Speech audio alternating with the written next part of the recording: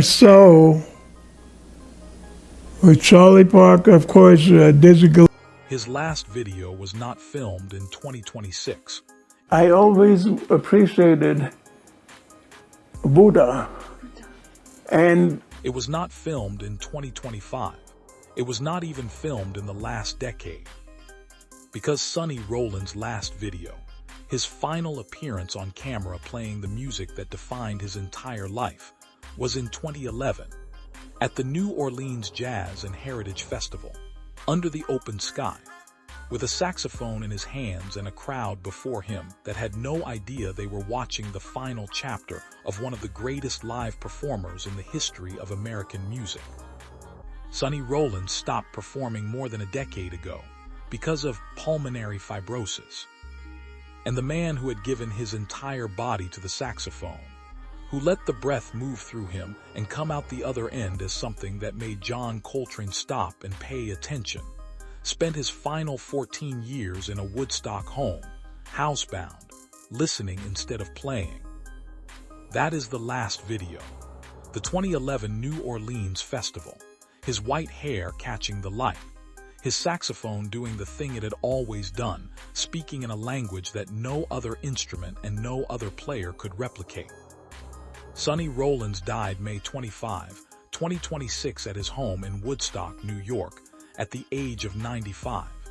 The announcement of his death included a quote from Rollins himself. "I think when the creative person ends, he continues in the next existence. I'm a person who believes this life isn't the be-all and end, all of everything."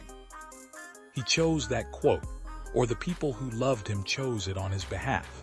Either way, those are the last words the world received from Sonny Rollins.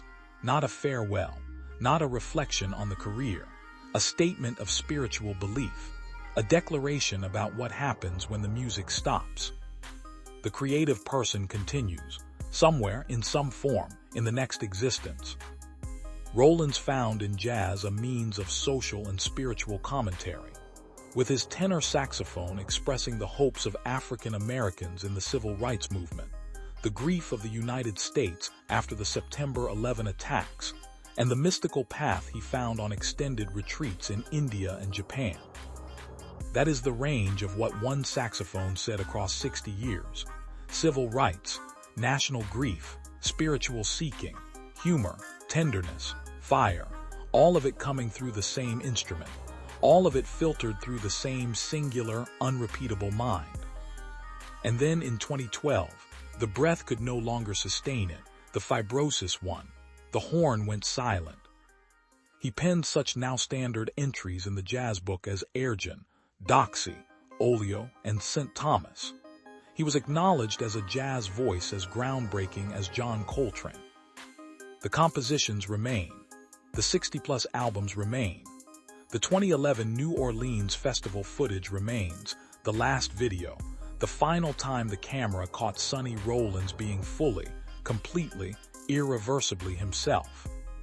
The New York Times observed, even by the standards of a music that prizes individuality, he stood out.